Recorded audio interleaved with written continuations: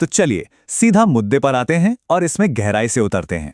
आज के इस डीप डाइव में हम आर्थिक दुनिया के कुछ ऐसे बड़े मिथकों को तोड़ने वाले हैं जिन्हें हम सबने सच मान लिया है। जब भी मंदी या मार्केट क्रैश की बात आती है तो चारों तरफ बस एक अजीब सा डर फैल जाता है, राइट? लेकिन आज हम डेटा और इतिहास के चश्मे से देखेंगे कि पर्दे के पीछे असल में क्या खेल चल रहा होता है।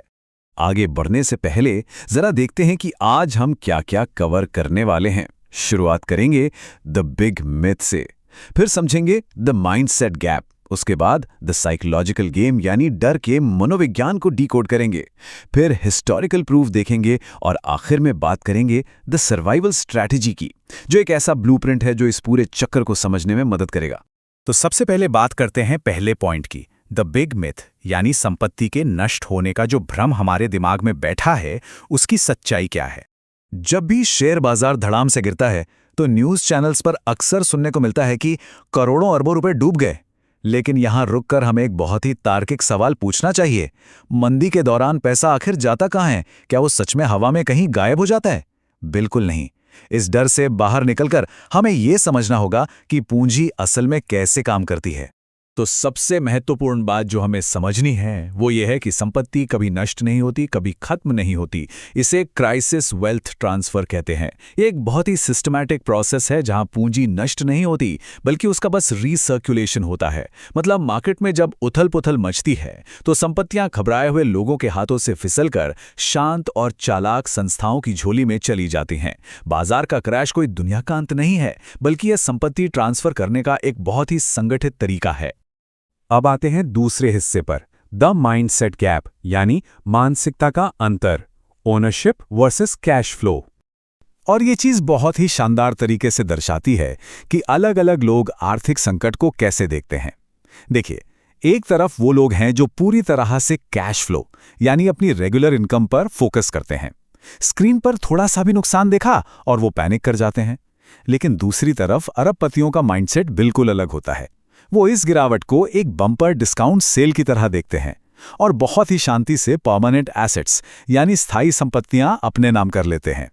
बचपन से हमें यही सिखाया जाता है कि बस कड़ी मेहनत करो, और हाँ, रोजमर्रा की जिंदगी और सर्वाइवल के लिए सैलरी बहुत जरूरी है, इसमें कोई शक नहीं। लेकिन अगर हम पूरी तरह से सिर्फ एक सैलरी पे टिके हैं तो हम हमेशा एक रिस्क जोन में रहेंगे। सच्ची आर्थिक आजादी और असली पावर सिर्फ और सिर्फ एक ही चीज से आती है, और वो है स्ट्रेटेजिक ओनरशिप यानी रणनीतिक स्वामित्व। चलिए अब बढ़ते हैं तीसरे पॉइंट की तरफ, द साइकोलॉजिकल गेम। आखिर ये डर का पूरा खेल काम कैसे करता है? ये पूरा प्रोसेस 4 बहुत ही क्लियर स्टेप्स में काम करता है। स्टेप 1, मीडिया के जरिए डर को कई गुना बढ़ा चढ़ाकर दिखाया जाता है।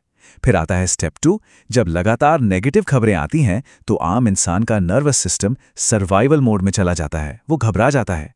इसके बाद स्टेप 3, लोग इसी घबराहट में आकर अपनी संपत्तियों को कौड़ियों के भाव बेचने लगते हैं, जिसे पैनिक सेलिंग कहा जाता है।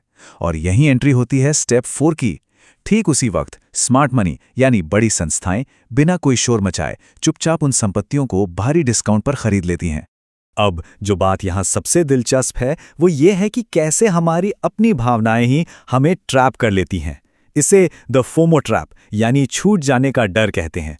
मंदी में लोग घबराकर अपने एसेट्स बेच डालते हैं और फिर जब मार्केट वापस ऊपर जाने लगता है तो उसी चीज को बहुत महंगे दाम पर वापस खरीद लेते हैं। सोचिए, ये एक ऐसा मनोवैज्ञानिक चक्र है जो लगातार पैसा नीचे से खींचकर ऊपर बैठे लोगों तक पहुंचाता रहता है।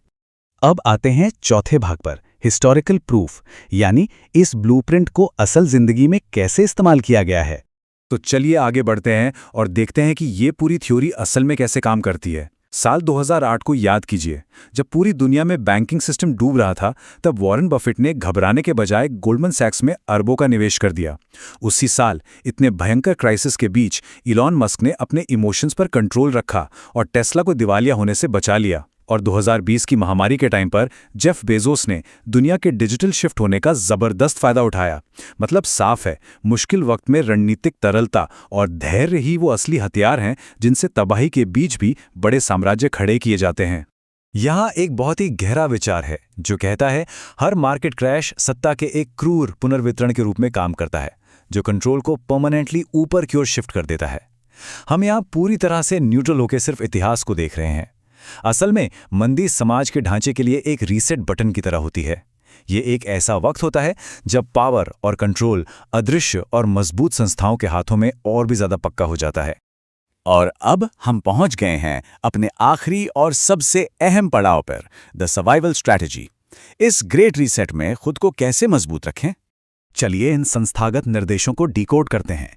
पहला, रणनीतिक तरलता या स्ट्रैटेजिक लिक्विडिटी बनाए रखना, यानी जब मार्केट गिरे तब खरीदारी के लिए एक स्ट्राइक फंड या एक्स्ट्रा कैश रेडी होना चाहिए। दूसरा, खुद को इतना अडेप्टेबल बनाना और ऐसी स्किल सीखना जो हर बदलते माहौल में काम आए। तीसरा, इंफॉर्मेशन फिल्टर करना, यानी ये सीखना कि मीडिया के फालतू शोर और मार्केट के असली सिग्नल के बीच फर्क कैसे करें। और चौथा, अपना फोकस हमेशा एक लॉन्ग टर्म विजन पर रखना। देखिए, ये बड़े इन्वेस्टर्स कोई सुपर हीरो नहीं होते।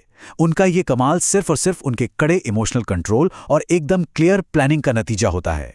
ये एनालॉजी सच में कमाल की है। एक आर्थिक मंदी पूरी अर्थव्यवस्था के लिए एक एक्सरे की जैसी होती है, जो साफ साफ दिखा देती है कि कौन अपनी भावनाओं का गुलाम है और कौन रणनीतिक रूप से पूरी तरह आज़ाद है। ये हमें याद दिलाता है कि असली वेल्थ सिर्फ बैंक बैलेंस देखकर नहीं आके जाती। असली दौलत तो एक शांत, अनुशासित और इंडिपेंडेंट दिमाग में होती है, जो मुश्किल वक्त में भी सही फैसले ले सके। और अंत में चलिए इस बहुत ही दिलचस्प सवाल पर गौर करते हैं। अगर महंगी गाड़ियां, बड़े घर और दिखावा ही अमीरी का असली सबूत हैं, तो दुनिया के सबसे ताकतवर लोग अपनी असली संपत्तियों को दुनिया की नज़रों से छुपाकर क्यों रखते हैं? असली ताकत हमेशा इतनी शांत और पर्दे के पीछे क्यों होती है? जरा सोचिएगा। अगली बार जब भी मार्केट क्रैश हो तो खुद से जरूर पूछना चाहिए कि क्या पैनिक में आकर संपत्ति किसी और के हाथ में जाएगी या फिर स्मार्ट मनी की तरह उसे जमा किया जाएगा। आज के इस डीप डाइव में हमारे साथ जुड़ने के लिए बहुत बहुत शुक्रिया। सीखते रहिए और रणनीतिक रूप से मजबूत बने रहिए।